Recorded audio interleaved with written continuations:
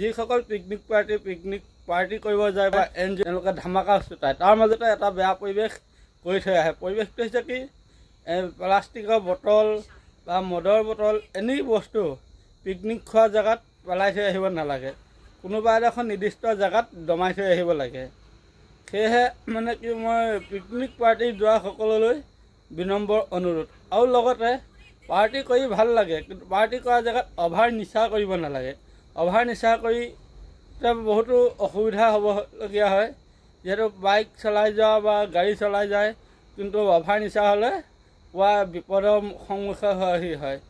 সেয়েহে আপোনালোকৰ মাজলৈ মই পুনৰবাৰ সৰু এটা ভিডিঅ' লৈ আহিছোঁ, যাতে পিকনিক হওক পাৰ্টি কৰক সকলোৱে কৰক, কিন্তু নিজে ছেফটি হৈ থাকক আৰু পৰিৱেশটো বিনষ্ট কৰিব নালাগে।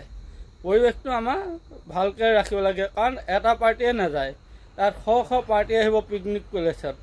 সেয়েহে পিকনিক প্লেচটো মানে লেতেৰা কৰিব নালাগে, আৱৰ্জনা কৰিব নালাগে। এই আৱৰ্জনাবোৰ চাফ চিকুণ কৰি নিৰ্দিষ্ট এডোখৰ জেগাত থৈ আহিব লাগে।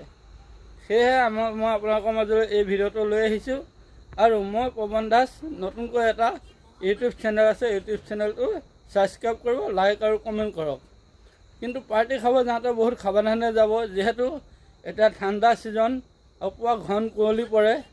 কুঁৱলীৰ পৰা বাচি গাড়ী লাহেকৈ চলাই খুব সুন্দৰভাৱে গৈ সুন্দৰ এটা পৰিৱেশত পাৰ্টি কৰক। চবৰে মন যায় নতুন বছৰ পাৰ্টি কৰিবলৈ, কিন্তু বিশেষকৈ আমাৰ অসমীয়া সমাজত ইংৰাজী মাহটো প্ৰায় মনা নহয়। আমাৰ হৈছে বহাগ মাহটো মেইন। বহাগত গছে বনে সকলোৱে পাত সলায়, ৰং সলায়। সেয়ে আমি অসমীয়া হৈ যেতিয়া আমি বহাগ মাহটো মানিব লাগে নতুন বছৰ বুলি। দেখাক দেখি আমি জানুৱাৰী পূজা ফেষ্টিভেল কিবাকিবি এইবোৰ উৎসৱ পাৰ্বণ কৰিবলৈ গৈ আমি নিজৰ পকেটৰ পইচা খৰচ কৰিবলৈ কোনো কাৰণ নাই। কাৰণ পইচা ঘটিবলৈ বহুত কষ্ট পইচা ঘটিবলৈ, কিন্তু খৰচ কৰিবলৈ ছেকেণ্ড নালাগে। 1 ছেকেণ্ডত ধামাকা হৈ যায় পইচা ঘটোতে ইমানেই কষ্ট হয়, আপোনালোকক কি ক'ম, আমি কষ্ট কৰাসকলেহে গম পায়। কিন্তু প্ৰতিটো ফেষ্টিভেলেই মানিব লাগিব যে তাৰ কথা নাই, কিন্তু হ'ল কি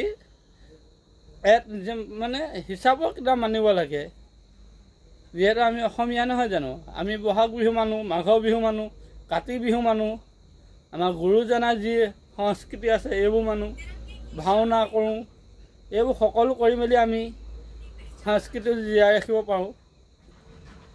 নতুন বছৰ আহিছে বুলি পিকনিক পাৰ্টিত গৈ পুৱা ধুমধামেৰে উৎপাত কৰি DJ বজাই পৰিৱেশ বিনষ্ট কৰি কিবা লাভ আছে জানো বন্ধু বান্ধৱীসকল?